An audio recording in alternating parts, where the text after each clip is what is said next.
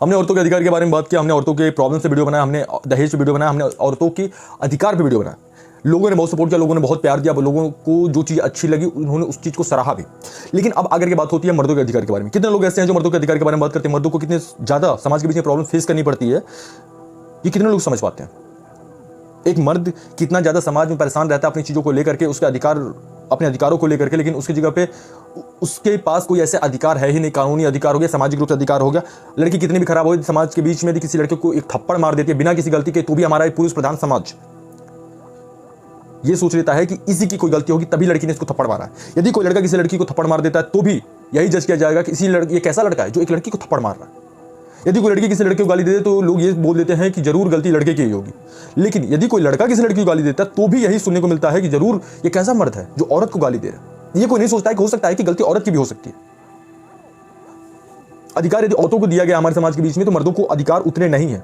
No doubt problems बहुत सारी रही, औरतों के साथ एक समय बहुत ज़्यादा अत्याचार हुआ है, लेकिन आज के डेट में उल्टा चल रहा है। जैसे एक समय में सुनने को मिलता था कि एक राजा है, उनकी 5 रानियां हैं, 10 रानियां हैं, 15 रानियां हैं। आज के डेट में एक रानी के 15 राजा हो रखे हैं, और उस चीज़ पर कोई बात करने नहीं आएगा।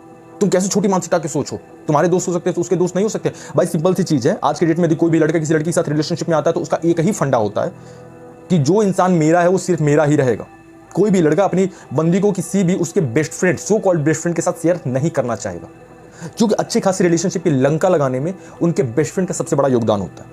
अच्छा खासा रिलेशनशिप चल रहा होता है, उसमें दो लोगों के बीच में आपस में प्रेम मोहब्बत आर्ग्यूमेंट चल रहा होता है, लेकिन उसमें एक तीसरे इंसान की एंट्री होती है। जो लड़ाई सुबह का लड़ाई शाम को खत्म हो जाता है, उसमें एक बेस्ट फ्रेंड की एंट्री होती है और वो आकर के गुड़ गोबर करना शुरू कर देता है। अब गुड़ गोबर इस हिसाब से शुरू हो जाता है कि आपस में लड़ाई होता है, वो आकर के लड़की का माइंड मैनिपुलेट करना शुरू कर देता है कि भाई देखो तुम्हारी कोई गलती नहीं है, वही लड़का गलत है, उसी को तुमसे माफी मांगना चाहिए, तुम्हें फोन करने की कोई जरूरत नहीं है।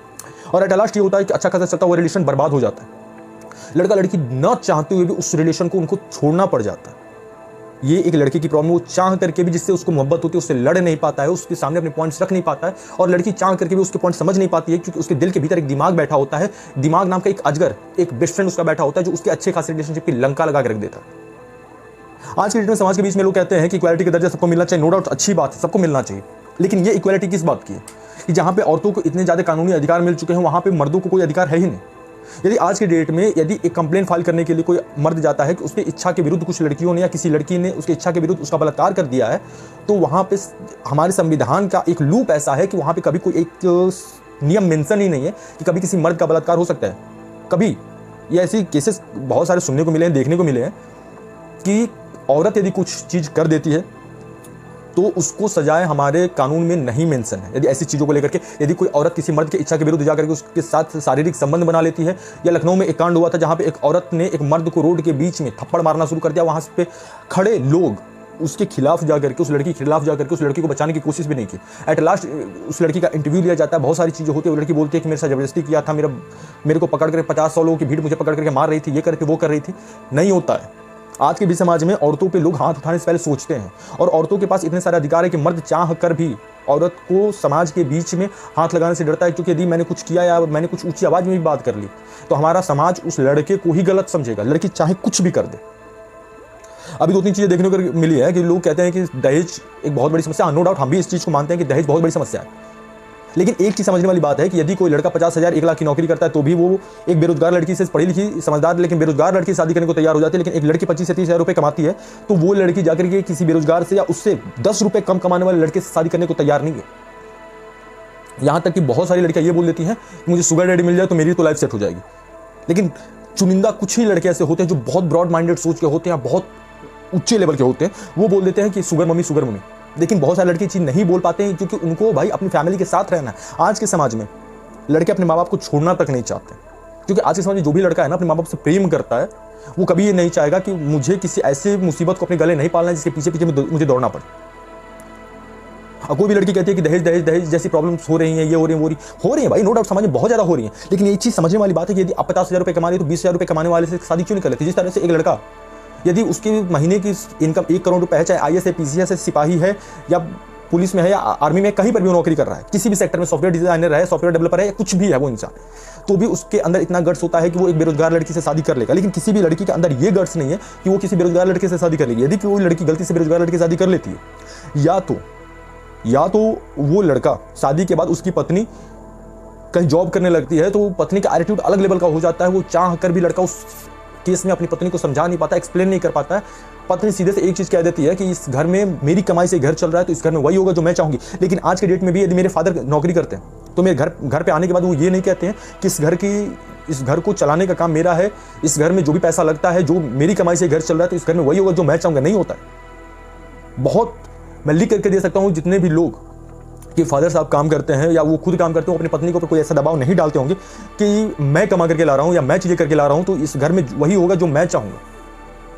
एक लड़का क्या चाहता है? यही चाहता है कि भाई मेरी पत्नी अच्छी हो, वो मेरे माँ बाप का ध्यान रखे, उनकी इज्जत करे, सम्मान करे, उसी तरह मेरा भी सम्मान करे, मैं उसको इज्जत दूँ, मेरे माँ बाप भी उसको इज्जत दें। वो ये नहीं चाहता है कि मैं मेरी पत्नी को लेकर कहीं सेपरेट जाकर के रहने लगूँ।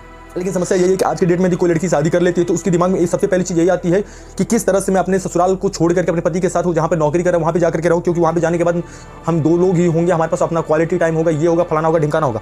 परिवार की वैल्यू लोग समझते नहीं है। जब घर में प्रॉब्लम्स आनी शुरू हो जाती है तो परिवार की वैल्यू समझ में आती है। जब लड़की प्रेग्नेंट होती है तो उसे अपने सासू ससुर या फूफा फूफा की याद आती है।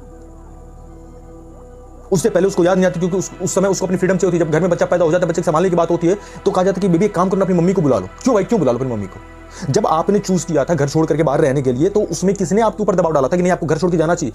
हर एक इंसान ने आपको रोकने की कोशिश की थी, लेकिन आपका जिद था कि जब तुम बाहर रहोगे तो मैं घर पे रह के क्या करूंगी, मुझे भी तुम्हारे साथ जाना है। लड़का चाह करके भी रोक नहीं पाता है, और रोक नहीं पाने का रीजन यही हो जाता है कि भाई वो अपने आज के बदलते हुए समाज को संभाल नहीं पाता, समझा नहीं पाता कि भाई चीजें चल क्या रही हैं उसकी जिंदगी में। और हमारा समाज इतना ज़्यादा क्रिटिसाइज करने पर तुल जाता है किसी भी इंसान को कि यदि कोई लड़का शादी के बाद अपनी पत्नी को अपने घर पे छोड़ के चला जाए तो लड़की के घर वाले आकर के लड़के को लगते हैं बोलने, या उसके माँ बाप को लगते हैं बोलने कि हमारी लड़की गांव पे रहने के लिए हमने शादी नहीं चाहता। शादी के समय ये बात होता है कि हमारी लड़की जाकर के शहर में ही रहेगी, ये करेगी, वो करेगी, फलाना करेगी, ढिमकाना करेगी। यार सिंपल सी बात है, यदि आप इज्जत लेना जानते हो तो इज्जत देना भी तो जानो ना। आप ये चाहते हो कि किसी भी लड़के का सास ससुर ये चाहता है कि उसकी बेटी रानी की तरह ससुराल में रहे, लेकिन उसकी खुद की बहू, मतलब कि उस इंसान की खुद की बहू घर में नौकरानी की तरह है। मतलब आप करो तो सही है और दूसरा कोई कर दे तो गलत है। नौकरानी रखने की मैं बात नहीं कर रहा हूँ, इस चीज़ को तो मैं भी सपोर्ट नहीं करता। लेकिन समझने वाली बात यह है कि यदि किसी एक इंसान को आप इज्जत देना चाहते हो, ये चाहते हो कि जो आपका जमाई हो वो आपकी बेटी की इज्जत करे, उससे प्यार करे, उसके घर वाले आपके बेटी का सम्मान करें, उससे प्यार करे, तो आप जब किसी को अपने घर पे बहू बना करके लाते हो तो आप उसको उतनी इज्जत क्यों नहीं देते हो? नहीं देने का रीज़न ये हो जाता है कि भाई आप ये समझ करके लाते हो कि मैंने बेटी नहीं बहू लाई। और जब आप अपनी बेटी की शादी करते हो किसी के यहाँ तो आप ये सोच करके शादी करते हो कि जो मेरी बेटी गई है वो जिस तरह से यहाँ पे ठाठ से रहती थी, सुबह के 12 बजे जगती थी और शाम को रात को 10-11 बजे तक वो पार्टी करके घर पे आती थी, वही अधिकार उसको वहाँ पर भी मिले। लेकिन वो अधिकार जब वहाँ पे नहीं मिल पाता है तो आप लोग का दिमाग खराब होना शुरू हो जाता है। लड़के पक्ष से जाकर आप लोग लड़ाई झगड़ा शुरू कर देते हो, और लड़का ना चाहते हुए डिप्रेशन में आने के कारण वो एट लास्ट जब चीज़ों को हैंडल नहीं कर पाता है, समझा नहीं पाता अपने घर वालों को, अपने माँ बाप को, अपनी पत्नी को या पत्नी के माँ बाप को, तो वो सुसाइड अटेम्प्ट कर लेता है। लेकिन इस चीज़ के लिए जिम्मेदार कौन है? लड़का ही जिम्मेदार माना जाएगा, लड़की जिम्मेदार नहीं होती। हमारे समाज में बहुत सारे ऐसे केसेस देखने को मिले हैं कि औरतों ने बहुत सारे लोग अपने पतियों की जिंदगी में इतना नर्क घोल दिया है कि पढ़े लिखे वेल एजुकेटेड लोग, यहाँ तक IAS IPS लेवल के लोग जाकर के सुसाइड अटेम्प्ट कर लेते हैं। पढ़े लिखे मैच्योर लोग की मैं बात कर रहा हूँ। शादी के बाद उनकी जिंदगी उनकी पत्नियों द्वारा इतना नर्क कर दिया जाता है कि वो न चाहते हुए भी उन्हें अपनी जान देनी पड़ जाती है। और उनके सुसाइड नोट में लिखा होता है कि मेरी मौत की जिम्मेदार मेरी पत्नी है या उसके ससुराल पक्ष वाले हैं। लेकिन उनके ऊपर कितनी कार्रवाई होती है? न के बराबर, क्योंकि हमारे यहाँ कार्रवाई तो बाद में होगा, पहले सबूत इकट्ठा किया जाएगा। सबूत इकट्ठा करने के बाद उस पर बात किया जाएगा, समझा जाएगा, कोर्ट कचहरी में बहुत लंबे समय तक उसकी हियरिंग होगी, तब तक पता चलेगा कि यहाँ पे जिस इंसान पे केस चला वो इंसान खाली होकर दुनिया से छोड़ दिया। तो जब अधिकार की बात करते हो आप, जब इक्वालिटी की बात करते हो, तो जो अधिकार आप खुद के लिए चाहते हो वही अधिकार दूसरे को देना सीखो। दहेज आज के डेट में सबसे ज़्यादा बड़ा इसीलिए है क्योंकि लड़की को खुद के बराबर का लड़का नहीं चाहिए। चाहिए क्या? यदि मैं 25,000 कमा रही हूँ तो मुझे 2 लाख, 1 लाख, 50 लाख, 1 करोड़ कमाने वाला लड़का चाहिए। यदि लड़का विदेश में नौकरी कर रहा है तो बहुत अच्छी बात है, यदि लड़का डॉक्टर है तो वेल एंड गुड है।